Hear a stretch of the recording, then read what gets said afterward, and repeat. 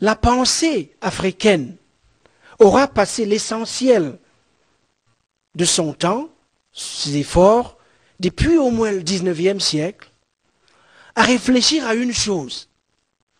Qu'est-ce que la vie? Qu'est-ce que vivre vraiment? Et donc on peut dire à juste titre quelle est une pensée de la vie, une interrogation sur le vouloir vivre, quelle forme de déploiement affirmatif de la vie est-ce qu'on peut, à quelle forme est-ce qu'on peut aspirer? Ce que le philosophe camerounais Fabien Eboussi Boulaga résume en un mot, le devenir de l'affirmation.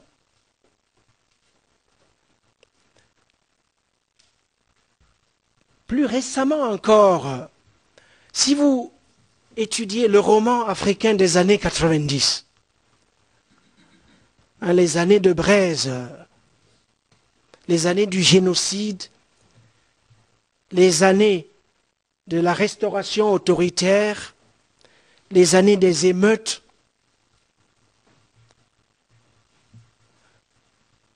vous vous rendez compte du fait que ce roman n'a qu'une chose dans la tête, une seule question, comment sortir de l'absolu, disons de l'alternative cruelle, tuer ou être tué. Et donc ce n'est pas moi qui invente, c'est ce que je lis dans la production culturelle et la réflexion philosophique des Africains.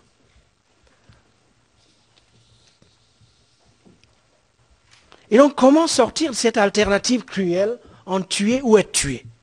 Mais il y a une semaine, ou 10 jours, ou 2 semaines, au Kenya, au Darfour, à peu près partout sur le continent, y compris en Afrique du Sud. 50 000 victimes du crime chaque année. 18 000 personnes tuées dans des accidents de circulation. Ça vous fait déjà 68 000 personnes. Et ça, ce sont les statistiques officielles. Ajoutez-y tous les morts de sida. Vous avez une petite hécatombe. Vous avez une situation de guerre. Vous avez une situation où le nombre de victimes dépasse le nombre de victimes en Irak. Si vous y ajoutez, si on tient compte des chiffres publiés récemment, je crois, par le Haut Commissariat des Nations Unies pour les réfugiés, ou un organisme de ce genre, la Croix-Rouge, je ne sais plus, 45 000 au Congo, je ne sais plus si c'est chaque mois ou c'est chaque année. Vous avez quand même là une situation d'urgence. Imaginez que un tiers de ce chiffre s'applique, disons, à la France, qu'est-ce qu'on n'entendrait pas? Et donc, ce n'est pas moi qui invente ça. Lorsque je dis qu'il nous faut réfléchir de manière philosophique à la question des rapports entre le pouvoir et la vie, dans un contexte d'urgence et d'instabilité radicale, instabilité radicale signifiant rien n'est donné, réversibilité absolue, ce que vous avez aujourd'hui, vous pouvez le perdre demain, sans aucune compensation. J'étais au Zimbabwe il y a une dizaine de jours. La monnaie, sa valeur change presque chaque jour.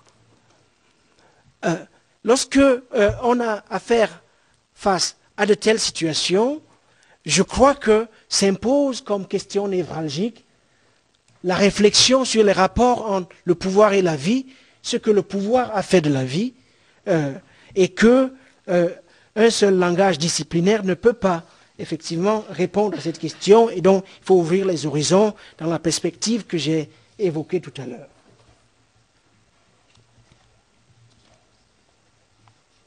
Une deuxième chose que je voudrais signaler,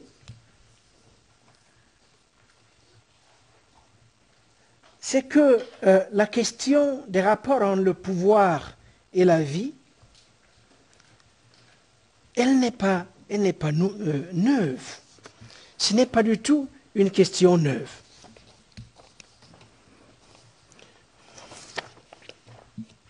C'est une question que l'on retrouve, qui est au centre de la constitution du politique, à l'époque, par exemple, de la traite des esclaves, de la traite atlantique. Et je crois que c'est une question au sujet de laquelle les historiens ont énormément travaillé. Joe Miller, l'ouvrage de Joe Miller, l'historien américain, Way of Death, c'est de cela qu'il s'agit.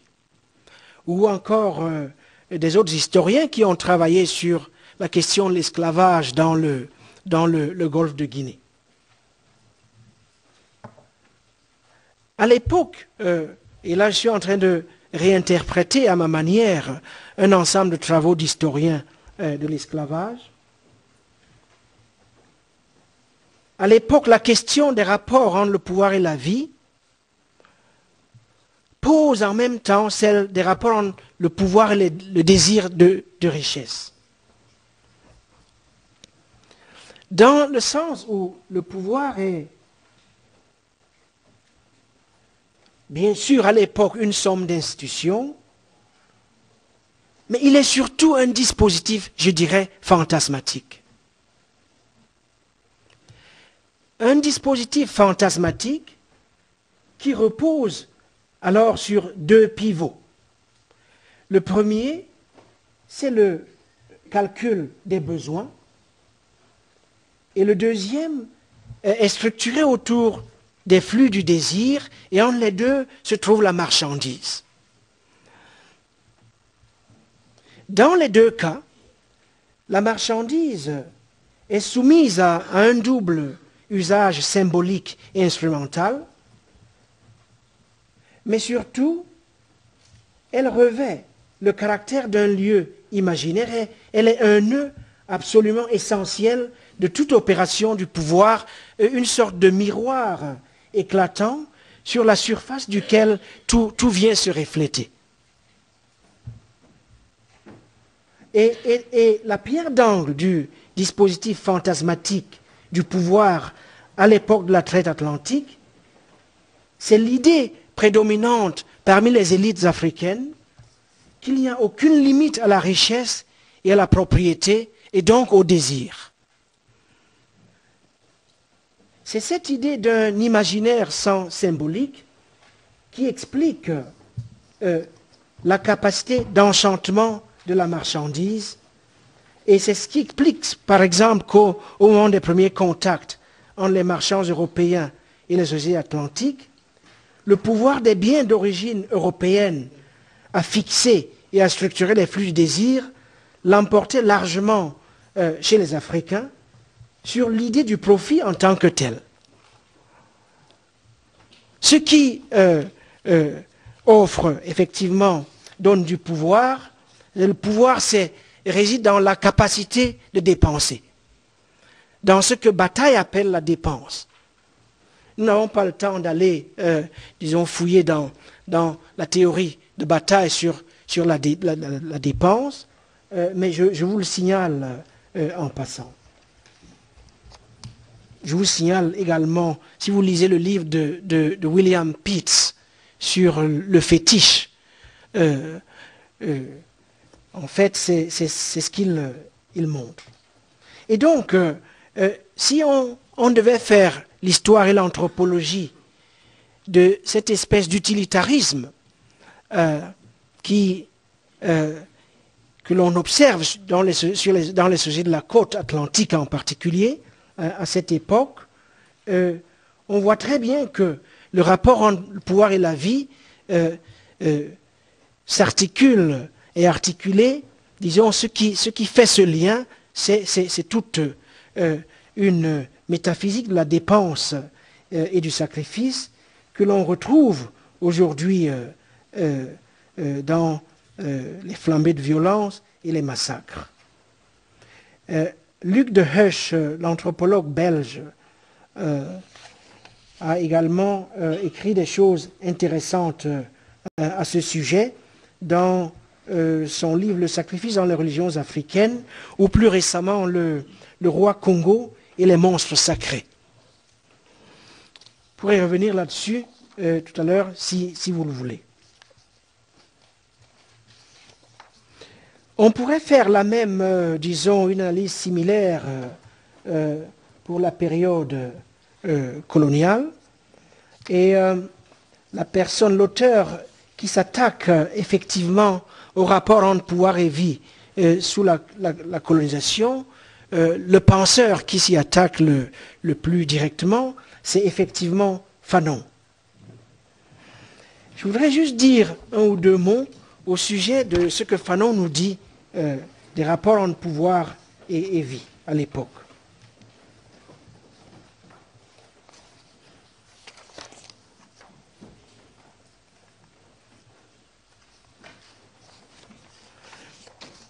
Aussi bien Fanon que Césaire font valoir qu'en son principe, la colonisation est portée par deux ombres maléfiques. Le terme homme maléfique, c'est moi qui l'introduis ici. D'une part, ce que Césaire désigne l'appétit ou encore les cupidités. C'est quand même intéressant qu'on se mette à étudier le système colonial à partir de catégories telles que l'appétit ou les cupidités. En tout cas, c'est ce que dit Césaire, ce qu'il désigne l'appétit ou les cupidités, et de l'autre la force, notamment le fait de tuer, de piller et d'abrutir, ces trois opérations. À ceci, Césaire en particulier ajoute, je n'ai pas pu résister à cette citation, les voluptés sadiques, les innommables jouissances qui vous friselisent la carcasse de Loti, quand il tient au bout de sa lorgnette d'officier un bon massacre d'anamites. C'est la description de Césaire. Césaire et Fanon expliquent également que ce geste archaïque, ces trois opérations, tuer, piller et abrutir, constituait la part maudite de la colonie et avait sa source dans la raison sacrificielle, celle qui, en s'obstinant à voir dans l'autre la bête, s'entraîne à le traiter en bête.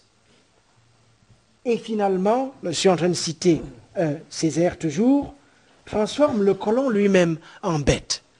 C'est-à-dire ce processus d'ensauvagement réciproque, dont parle d'ailleurs aussi Deleuze dans son étude sur Bacon, dont le titre m'échappe maintenant.